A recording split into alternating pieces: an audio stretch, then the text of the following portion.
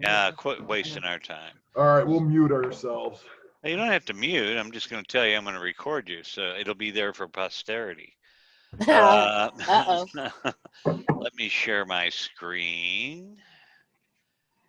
Let me make sure that I get all of the chat and the participants back up, so I'll notice when somebody wants in. And welcome to part 2. Probably be 3, maybe 4 parts to this. So we'll see how we keep going. So last time we covered about what our local market did and our listings and our solds and our new houses and our old hips. Sorry, Sandra. So this time, you know what I also do when I'm moving through is every year NAR publishes a profile of buyers and sellers and how they bought houses, what they're looking for, and so on. And today we're going to cover what their surveys said about buyers and kind of me pulling some stuff out, and then we'll get everybody's opinion on where we go with it. So, this should really shock nobody. Sources used for buyers to look for homes. Well, they're still using real estate agents. Yay! And across the board, it's pretty level. It drops down a little bit on new homes. Mobile or tablet search devices, I consider that online, but we'll cover that more later. Open houses, they're still using open houses and yard signs. Yay. Now, understand that this is a nationwide survey, and I suspect in big cities they do things a little bit different than in what you call it, Kansas. But I think this is going to be pretty representative of what we ought to expect. And you can go down and see that they still look at newspapers, home magazines, and so on, but it drops off really heavily. And it's pretty much the same across from first time to repeat buyers. Well, these next couple of charts are kind of interesting. The frequency that people use a variety of things. So the top rated frequency frequently used is real estate agents, with mobile or tablet search right there up there with it. We're going to talk more about mobile in a minute, so don't let that go. Online video sites. I was really surprised it's number 3, but it is a significantly lower number 3. Open houses, why not used as frequently? When you combine occasionally and frequently together, they would be the number 3 way that people find homes. And again, in Wichita, it's easier to do an open house than in LA, where you got to drive for an hour and a half to go see something. So I can see some sense in that. And it drops off. By the way, stop me if you have questions, if you think I'm missing something. So now we want to look at what was useful. And the top one being very useful, somewhat useful, not useful at all. Well, real estate agents are very useful and they're somewhat useful.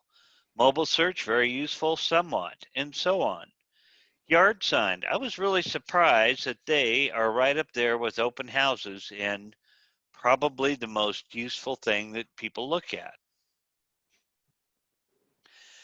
But it bugs me a little bit that, you know, this never used to say online. This used to say, or a mobile or tablet, this used to say online. So what does it tell us about our society and whether people are doing mobile or online? Well, the fact is, this should be no surprise to most of you. I'm the old guy in the bunch. People are using their mobile devices about 50% of the time that they do their desktop. And if you look at the age group, if you want to appeal to the 18 to 24-year-old, you better have everything ready to go on mobile. And even in the 25 to 44. Now, I would say first-time buyer range, probably right here. Move-up buyer right here. What would you guys consider the 45 to 64? Empty nesters. Empty nesters, okay. Chris, Brenda, you said something? There you go. I'm sorry. I said that the 45 to 64-year-olds are the best. I don't care what buyer they are. Okay, well, I can agree with that, except I'm slow about to this range right here, and I probably use my desktop still a whole lot more than I use my mobile, but they're saying specifically in the home search. And we're going to keep going through that in a minute, but I thought that was an important one. So That then, doesn't really surprise me. I'm sorry, what? That doesn't really surprise me. Well, I don't think it surprises most of us. Because again, I'm the old guy here, and I've been seeing mobile coming for 10 years. I'm surprised the adoption rate has been that high for the older people. But that's about my only surprise. Here's a stat that kind of impressed me and depressed me. You know, if you look at the number of weeks they're looking, it's not significantly different. I mean, 10 to 8 is somewhat first time buyers and so on. But here's a number that started me thinking a little bit. 10 years ago, 15 years ago, if you were dealing with a buyer and they were starting to look at a house, they might have gone to an open house. They might have looked online about how to get financing, but they didn't really have a good source to shop for houses. Right now, they're looking at houses 3 weeks before they contact the real estate agent. That's what that stat means. So a question that popped into my mind, and we're going to get to in a minute, is if they're looking for houses 3 weeks before they contact you, do you know the inventory better than they do? That's an open question. Do you know the inventory better than they do if they've been looking for 3 weeks? Yes, good. Well, you should. We do know the inventory better than what they do, but we don't know what they're looking for yet. Well, and they may not know what they're looking for yet. Exactly. So while I'm going to agree with Lance and Brenda and Chris that we should know the inventory better, if you first get a buyer and you don't know what they're looking for, and they've been looking for in a specific price range or a specific house, you know, my kids found houses on the MLS before I got noticed because they were looking at realtor.com. The update was 5 minutes. So keep that stat in mind. The number of homes visited, I think that's kind of important. You know, I looked at 10 homes. I don't know if that's true right now. You can visit 10 homes before you can get a contract accepted. But keep those things in mind, how many weeks they're looking and how many weeks they look at before they contact you. So then they broke it down. This is just a brief one. If I use a laptop and a desktop 50% of the time, do I still find a real estate agent valuable? Do I still go to open houses? And pretty much these stats go down side by side without anything remarkable. So where did the buyers first find the home that they purchased? Now, if I'm going to contradict Brenda, Chris, and Lance, and it's not really a contradiction, it's more of an observation. If I'm using my mobile device and the internet to look for homes, I'm finding the home I purchased before you do half the time. Half. If I'm using a mobile device, I find it a little bit faster than you do. 26% of the time, the real estate agent introduced them. And then they've got the yard sign and so on. And the yard sign could lead them back to internet or real estate. So I'm not trying to say these numbers are crushed hard numbers that you should, but I think the trend is what I'm paying attention to. If your buyers are finding the house on the internet, be it mobile or laptop, half the time, how are you proving your value to them? And that's a question that we all have to think about a little bit. So I went a little further here.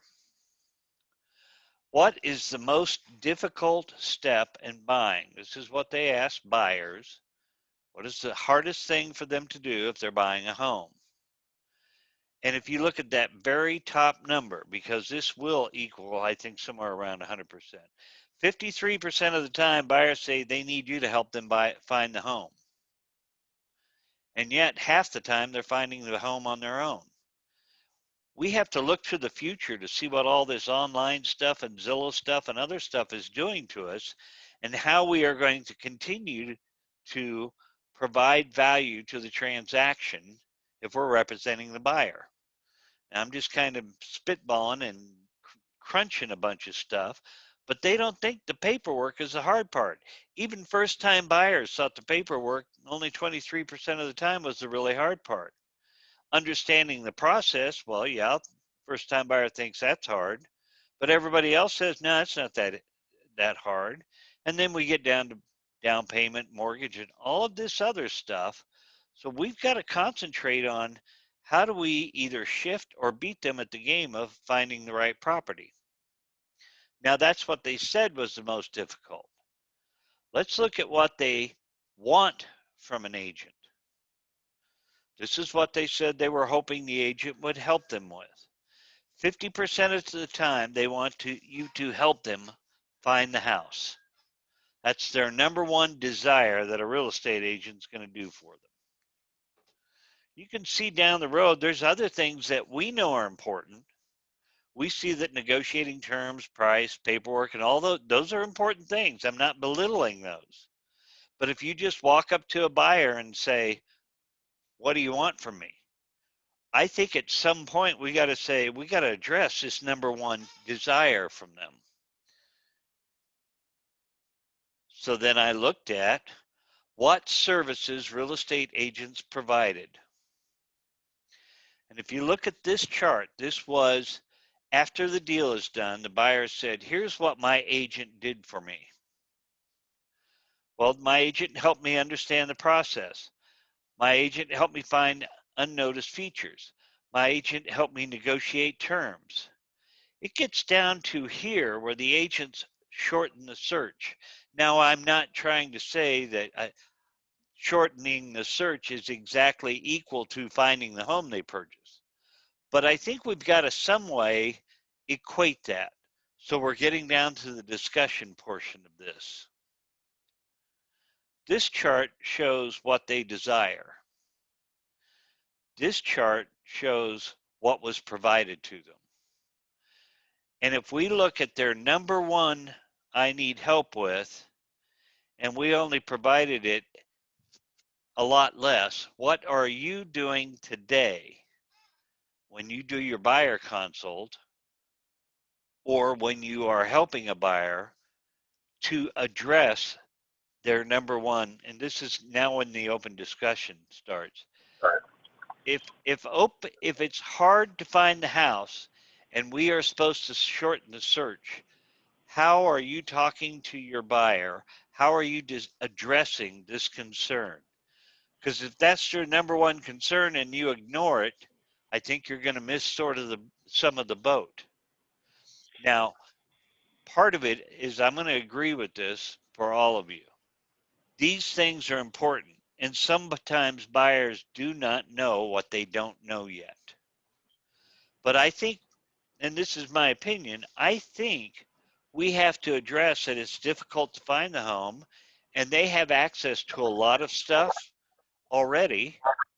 And while those things are hard and we want to help them here, and we will, we don't want to lessen any of the importance of this stuff that will keep them on track to closing.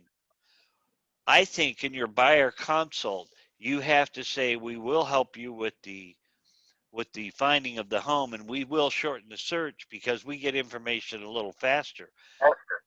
But take in mind, guys, almost everybody, Zillow has kind of come up with, if it's not a feed from the MLS, we don't want it anymore. They're getting the feeds as fast as Realtor.com. You will get notified of a new listing probably about the same time it goes on to Realtor.com. If that's true, what are you saying to your buyers about this? And are you going to tell them that getting to closing is every bit as important as finding the home? You think about this stuff, but they think they walk in and write a check and they're done. We have to really talk about this. So please discuss with me now. Turn off your microphone, make your comments. What do you guys say with your buyer consultation? You know, when I look at this, I think that part of the finding a home is noticing the unnoticed features, because, you know, we bring them the searches, but they don't really know until they've stepped in the home oftentimes. And filtering through that, I think it counts towards the finding the home. So I think there's more weight to the unnoticed features I don't than we're disagree with giving you. it. And this is what they gave it, not me. Your point is very, very well taken. So tomorrow, Zillow opens up a brokerage that's all online in Wichita, Kansas. And they are going to directly sell homes to your buyers. And a buyer comes to you and say, why should I pay you? Zillow will do it for less. What's your answer? How do you convince them that unnoticed features take boots on ground?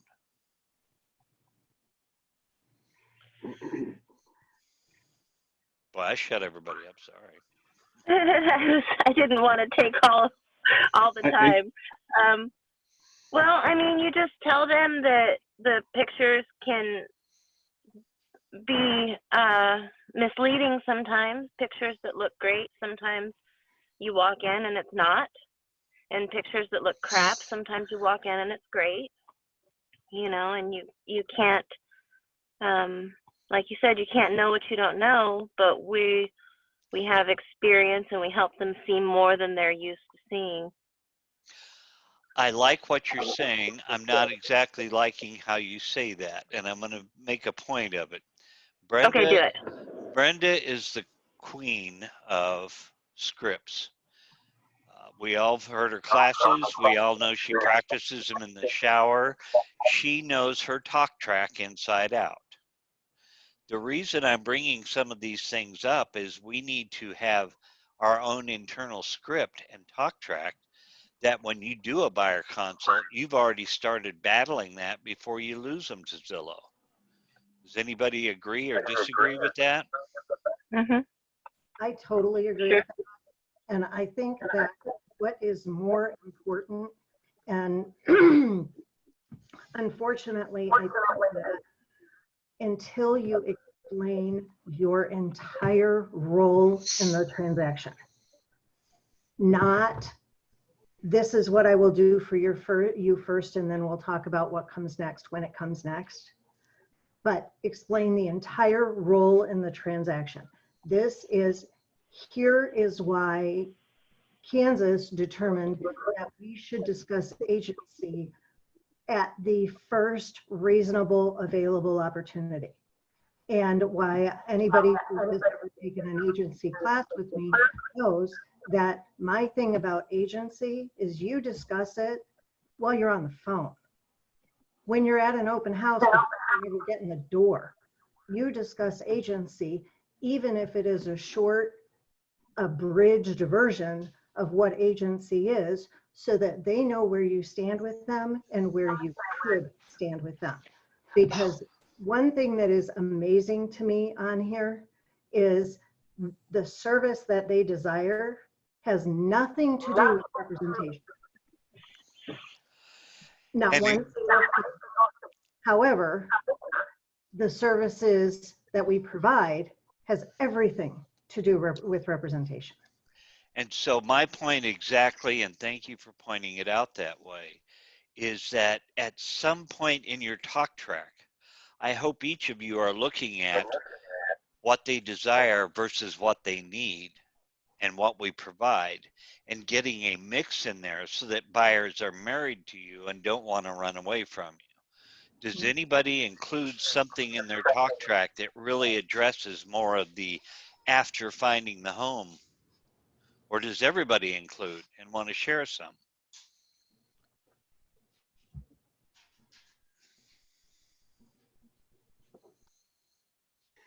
All right, I really shut up the room. Well, I'm just trying to figure out how to word this. I think what ends up happening are a lot of buyers are out there already looking, and so they're going through Zillow, Realtor.com, whatever the case may be. They may say they have found their home through that, but I honestly believe that that gives them general idea of what type of home they're looking for, what areas they want to be in, etc. Let's face it, guys, our technology is so great now that we've got great photos, we've got virtual tours, we've got as much information out there as possible on our properties. So buyers have the option, they have the ability to get as much information as possible. But like what Sheila said, until they get there in person, they're not going to know if that's for certain what they want to get into. So I'm always visiting with my buyers as to what's important to them. Sometimes I'll even have them prioritize their list of importance. Is it area? Is it bedrooms? Is it number of bathrooms? Is it size? Is it amenities? What are those amenities? And then I'm able to help them narrow that field down when they provide me a list of homes. Well, here's some of the houses that we've seen on the internet. What do you think? And I'll be able to say, well, you guys are wanting a basement with natural light in it, so you're going to want a basement that has view out windows or a walkout basement, and this house doesn't have it. Oh, well, yeah, you're right. You know what? Let's scratch that off the list. So I think that while the stats show that they're finding their stuff online, I think that I've always looked at it as they have a preliminary idea of what they want by searching online. Then they come to me. I help narrow that field down and get more specific as to what they want. So don't misunderstand me. I'm not saying that we don't have a strong role in that, and we do have better information. I'm telling you what they want us to do is help them shorten the search. Now, Lance will help them narrow it down. But as technology advances and competition comes to town, and the lawsuit that they've got against the buyer agents up in Chicago, and I want you to continue considering, how do I bring more value to the transaction than just finding the home? If the number one concern is finding the home and shortening the search, then we either have to shift our buyers' brains into thinking about the other stuff that we are taking care of, or we need to educate them on how much we will help them and save them money and make sure they get to closing if they pay attention to these other things. Don't leave out of your talk track the services you provide are more than I have the MLS and I can find a home. That's not going to be enough as in the future. And I guess that's my point. Go ahead, Brenda. I saw you unmute. One of the things that I do when I first talk to any buyer at all, there's three things that I do, and Sheila has been experiencing this for a couple months. And the first thing that I do is I get them emotionally committed to me through conversation, explaining to them agency, what they can expect from me, what I expect from them, and how we're going to work as a team to make their dreams come true. From that moment on, everything that I talk about is a we and us. If we do this, if we do that kind of thing. So it is a marriage between us. The next thing that I do is I send an email that my administrator absolutely hates because it's all words and it's very long, but it discusses the entire process, the basic process of how to buy a home. And what it does is it breaks down every single thing in the process in 7 steps with tons of bullet points, everything that's going to happen in the sale. Then I explain to them in that, and verbally, I explain to them about how intuitive our website is, our MLS is, that if they allow me to, I give them a website of their own where they can access everything in the MLS, and anything that meets their criteria, they'll get sent. They can favorite it, they can make notes on it, and I tell them, if you see anything that you're interested in, send it to me and I'll get you more information on it. I never tell them, and we'll go take a look at it right away. I tell them, and I'll get you more information on it. And then before we ever go take a look at the house, I send them everything I know about that house. So if everything I can find, when it sold last, what it sold for, any supporting documents on it, comparables of the area through our PR. So I don't do a whole search or anything. I tell them my opinion of the price. I look at the pictures and tell them what I think of things that they need to look at when they go take a look at the property, things they should be aware of. If the property doesn't have like a, isn't offering their financing terms, I tell them, you know, we can look at this, but if we do, you need to be ready to change your financing terms. Is this something you want to do? If the house is a flip, I explain to them what a flip means. So before I ever actually even meet them in person, I have done a crap ton of work, and I have explained to them what they should expect from me and what I expect from them. So before we ever even meet, if we ever even meet, because right now I've closed several properties where I haven't met the buyers. I've talked to them on Zoom. I've talked to them over the phone. I've done all the paperwork for them, but Sheila's met them all. And that is, I think, those things, those extra things that you do are what puts you over the top. So it's not even a question of, well, Zillow says they'll do it for cheaper. Because I can tell you, nobody cares what you charge, they care what you're worth.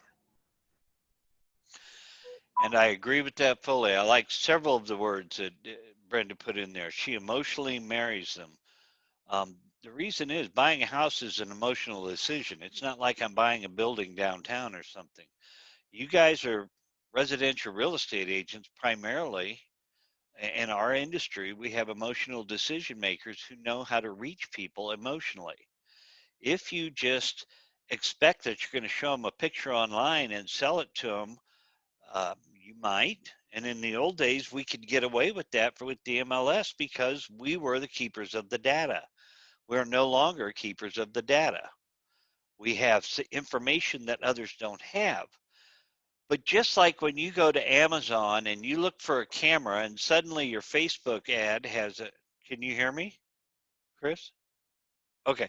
And suddenly you have a Facebook ad that pops up and says, we saw you at this camera, and then you walk into Target and they say the cameras are over on aisle 3.